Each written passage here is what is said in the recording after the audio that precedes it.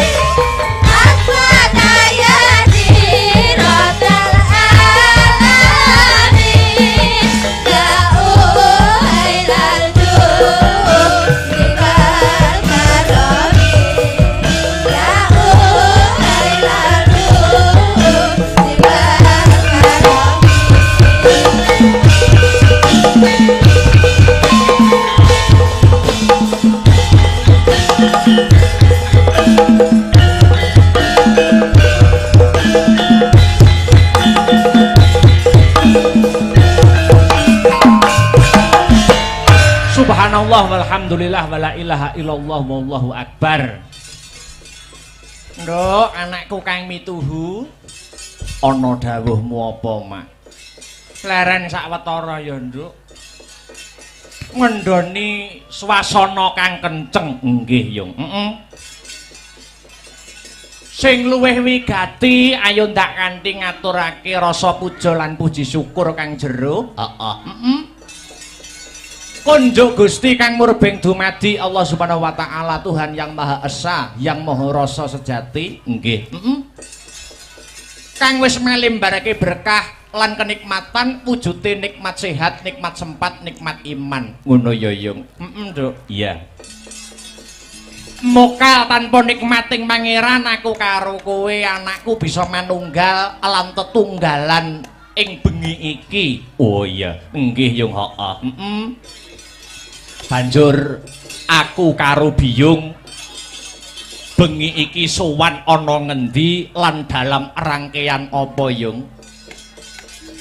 Iki sowan ana ing para pepunden lan sedulur kang lenggah ana ing desa Ngadipura, Kecamatan Wonotirta, Kadipaten Blitar. Acarane bersih desa, Nduk. Wah iya. Iki wis kelebu agenda rutin tiap tahun. Ngono. Bersih desa yang pada intinya ya kuwi wujud rasa syukure masyarakat kang lenggah mapan ana ing desa Ngadipura marang kabeh kenikmatan kang wis diparingake saka Gusti Allah. Oh nggih Yung, heeh. Iya. Dene taun iki, heeh. Awake dhewe sak kanca kang ketiban sampur pinercaya paring lelipur, heeh. Nggelar kelir gantung gong menghibur warga masyarakat Ngadipura. Wah hebat. Ing ngatasé awake dhewe lagi sepisan mrene nanging antusias lan apresiasi warga masyarakat kene luar biasa ya, Mak. Wah, tenan tak acungi jempol kok, Nduk. Ngono. Penonton kebak wiwit sore, heeh. Kamangka lagi sepisan iki sowan. Ngono. Mula itung-itung awake dhewe sowan ana ing kene uluk salam karo para warga masyarakat kene. Nggih. Ora arep apa-apa kok, Nduk, tenan. Sing baku nyambung tali paseduluran karo warga ing Ngadipura kang sarta ngalap berkahe para pepunden lan pinisepuh kang mapan ana ing Ngadipura kene. Nggih, Yung, heeh. Mula wis sak wajibe aku karo Biyung ngaturke panuwun marang para pepunden Ngadipura ya, Mak. Bener, Nduk, heeh. Ngaturke panuwun kang tanpa pepindhan, terima kasih yang sangat banyak kula kunjukaken setunggal. Nun inggih Bapak Kepala Desa Ngadipura, nun inggih Bapak Eko, heeh.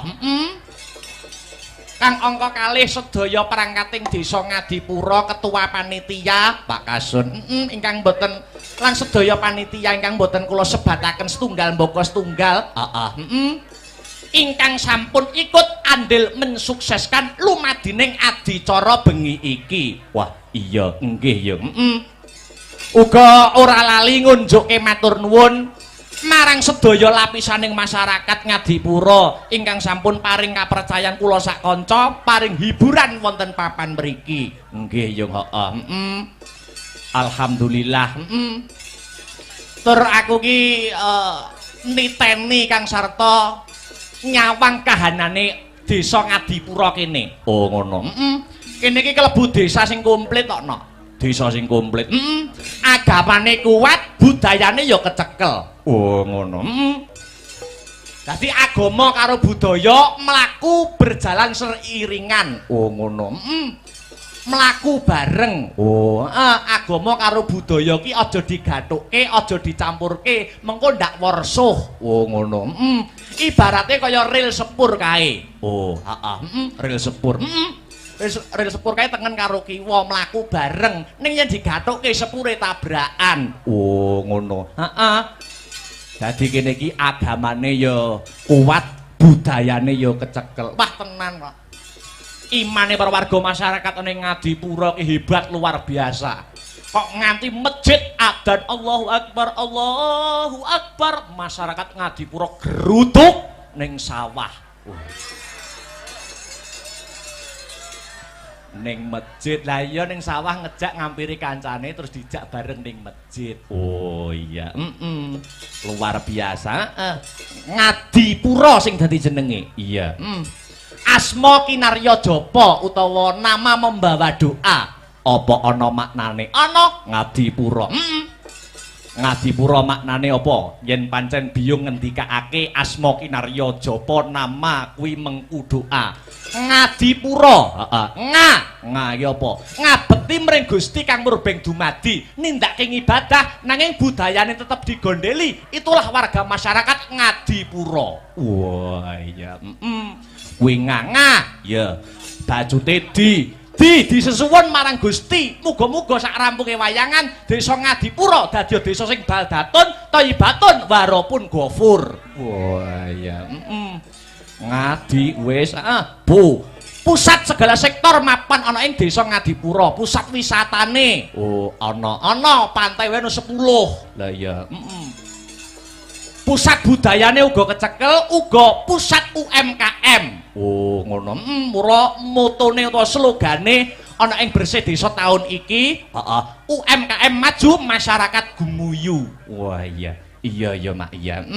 Sing terakhir rasa siji lan sijine wis manunggal antarane Bapak Kepala Desa Pak Eko, warga masyarakat Kang Sarto Dalang Akbar sing disuwun mung Desa Ngadipura bisa selangkah lebih maju. Tepuk tangan untuk Desa Ngadipura pada malam hari ini. Wah. Iya, hebat luar biasa. Apike kaya ngene nek taun ngarep ra balik nek celorot ijo kan kulon aku ra melu-melu nduk. Wah iya. Celorot ijokan kulon apa wong mikul suket ngono lho. Lah iya, sowan komplit Mak, sowan komplit. Kanca-kanca asung panggontho brataning kautaman disingkat Astabrata. Wah iya. Saka kutha angin, kota Nganjuk. Dulur-dulur saka Ngadipura mbak menawa kapinujon senggang utawa dolan ning Nganjuk tak aturi mampir. Iya, mampir dalem keakbaran. Wah iya. Iya, iya. Nek warga kene iki tak kira ora mung disebut penggemar wayang. Oh ngono. Ning uga penikmat wayang. Ora mung penggemar wayang ning penikmat wayang. Buktine apa? Buktine ning lakon ya nggatekke, ning lagu-lagu ya menikmati, hiburane ya diapresiasi. Wah iya.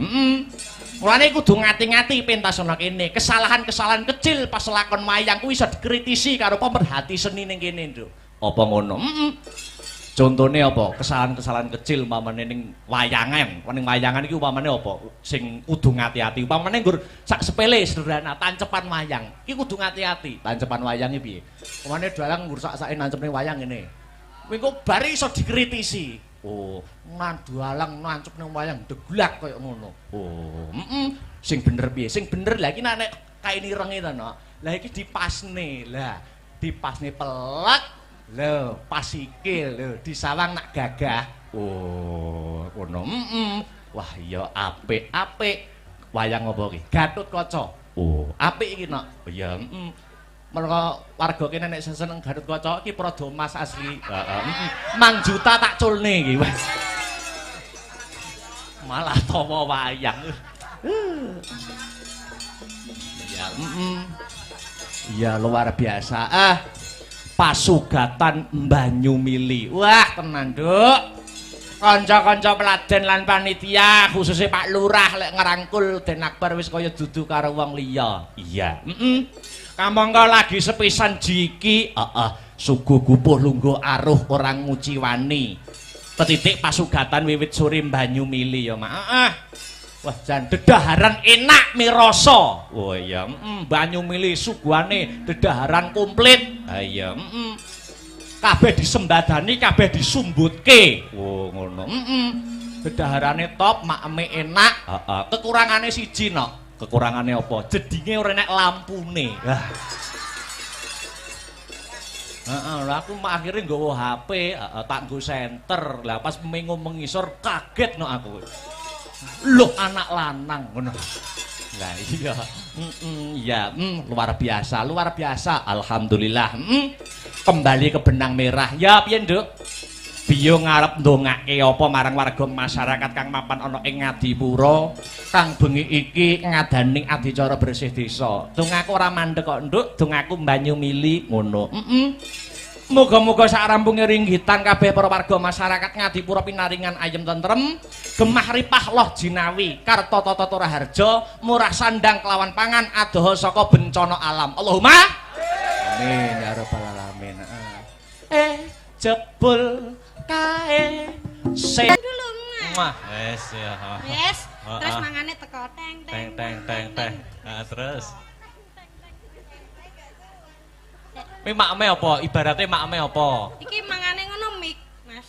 Oh. Miknya cilik ya? Miknya cilik. Iki pakne makme. Ah. Oh iya, iya bune. Heeh. Iki piye tajane yo ngalah. Wah. Didulang no, didulang. Ya ampun. Hei! Ngono kuwi peng piye ta aku lali aku ngono kuwi. Ya ampun, bojoku lek ra didulangke ngene iki lho, nafsunya makan itu berkurang sampai awake kurus kayak ngene iki. Ya ampun.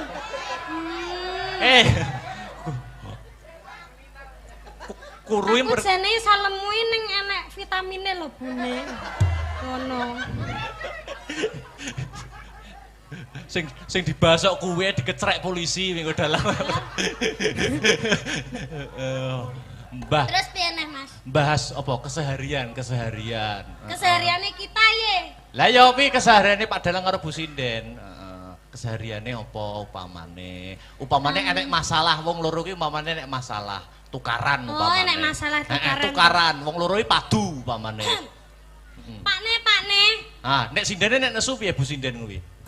Pakne ndeknya aku ki nyawang HP-mu kok tungklang-tungkling ki jane nek apane to Pakne? Mosok enek sinden sing ngecati sampean to Pakne? Ora enek ibune. Masya Allah sumpah to demi Allah ndek enek lho Bune. Ya ampun aku ki ra kene mbok apusi lho Pakne, kowe iki ben bengi vecenan karo sapa? Kowe iki padahal ki turu karo aku lho ya an. Kowe kok tegomen to Pakne karo aku? Ya ampun Pakne kowe kok tegomen to karo aku? Sik wis bar. Lara Pakne, atiku lara. Ora Bune, ora. Sik to tak jelasne to Bune. Atiku lara Pakne. Tenang atiku lara. Wah. Ketoke wis gak sayang mbek aku to Pakne. Sik to kok sing nesu male wonge ning wayange lho. Kok ora tau dijawab mendi VC kok ya ora tau diangkat. Aku ki jane kurang apa to Pakne? Nggawe wayang anyare remuk sedina iki. Wes. Lah jare kok nesu. Oh ya nesu ya. Nesune terlalu menghayati kamu itu. Dah ya tak lepas ya. Aku jane kurang apa to, Mas? Loh. Wes, wayange ya wes. Bentak cek tok mesti ra tau dijawab, bentak VC ora tau diangkat. Di VC mau manggil, barang dicet centang ora jane ngono kuwi iki. Wes. Karo sapa ta? Wayange wis bar kok iso malah kegowo rene iki lho. Wayange wis bar. Wes peserta festival selesai. Wes, kare ngenteni pengumuman. Wes. Aku juara piro? Urung no, pengumumane engko gara-gara. Iki tulung cepet no. Kok iso nesu tenan lho, tak kondalang kok. Lah jare kisah nyata. Aduh, remuk tangane Pak Dalang, remuk tangane Pak Dalang. Remuk. Duh. Wes. Remuk. Munggah nih Pak Lurah ya. Pak Lurah namanya Pak Eko. Duduk sini ya. Ayo Pak Eko. Ya. Sepotane gundul-gundul pacul. Oh ya. Pak Eko gundul-gundul dong. Monggo Pak Eko memberikan sepatah dua patah kata komentar pagelaran pada malam hari ini. Yuk.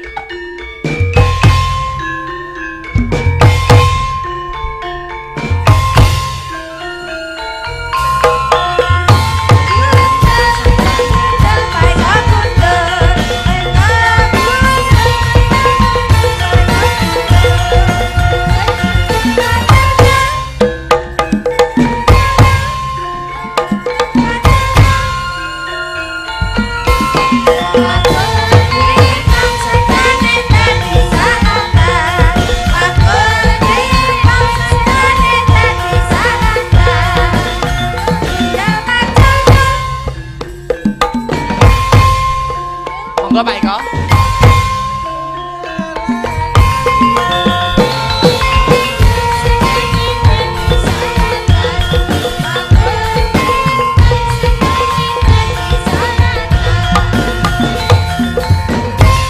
Bundi Pak Eko, bundi Pak Eko. Wow, cari jalan, ya.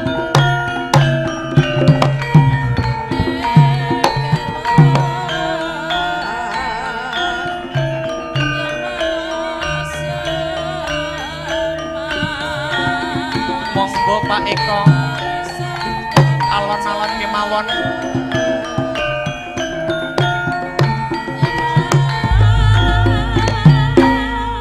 Sekarang aja nanti setelah ditunggu. Oke, siap.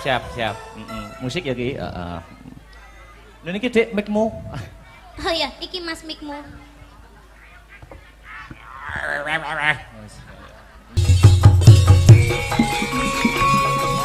Hey.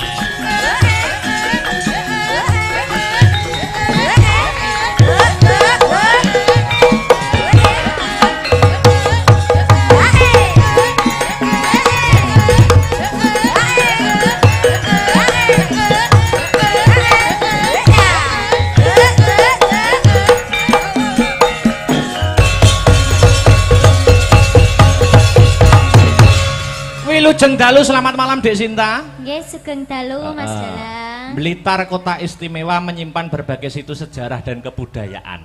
Nggih, leres niku. Iki ana permintaan lumantar WhatsApp nyuwun Blitar. Blitar. Blitar. Dilanggamne dhisik, mengko lagi irama seger dangdut.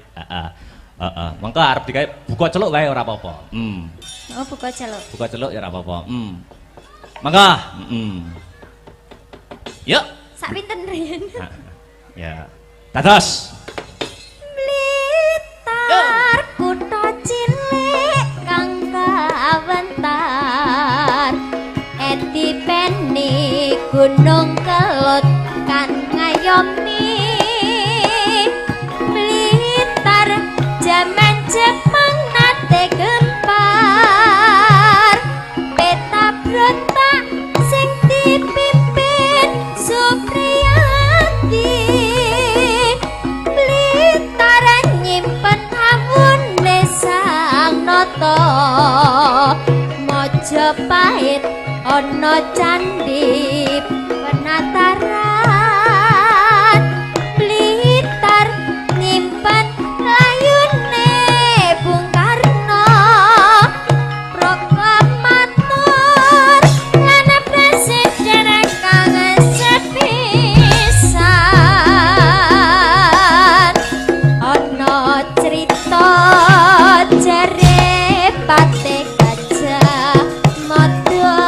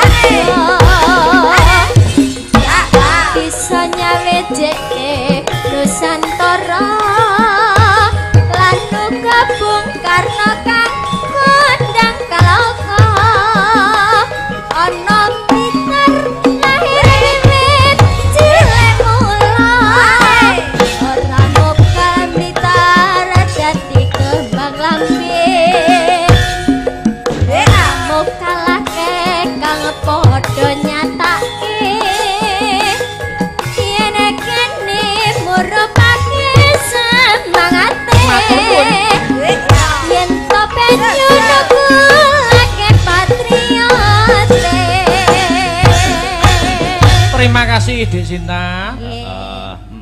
Mau sore wis diadani ya kuwi sosialisasi narkoba, anti narkoba. Terus wingi ya ana sosialisasi, sosialisasi UMKM saka ngendi? Saka Dinas Perdagangan. Oh ngono. Jadi sosialisasi kuwi penting kanggo mengedukasi masyarakat, khususnya masyarakat kang mapan ana ing desa Ngadipura. Oh iya. Ya, lanjut ya. Mbak Enggar tak aturi jumeneng. Ganti spot sing pelok, Cok. Pelok. Ya, maka. Mbak Enggar jumeneng, yuk.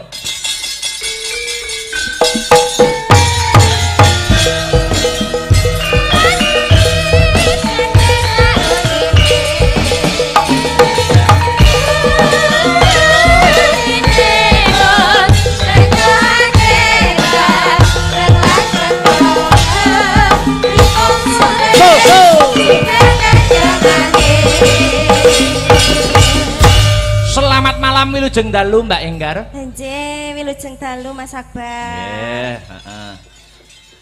Mbak Enggar, jare aku krungu-krungu lho, Mbak. Napa? Jare arep rabi tahun iki. Insyaallah. Amin amin amin amin amin. Jan aku ngenteni wis suwi lho ngean. Sing ngegongke sing kulino ditutne ayang bebek ya arep rabi pisan. Nggih, kadose. Undi-undi. Aja rabi sik, Pan. Royal wae. Rasane padha iki.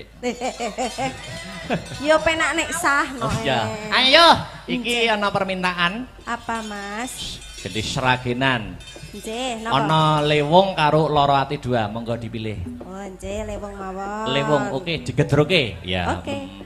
Kendangan sing semangat Mas Arya. Ya. Ya, dadekke. Iya, iya.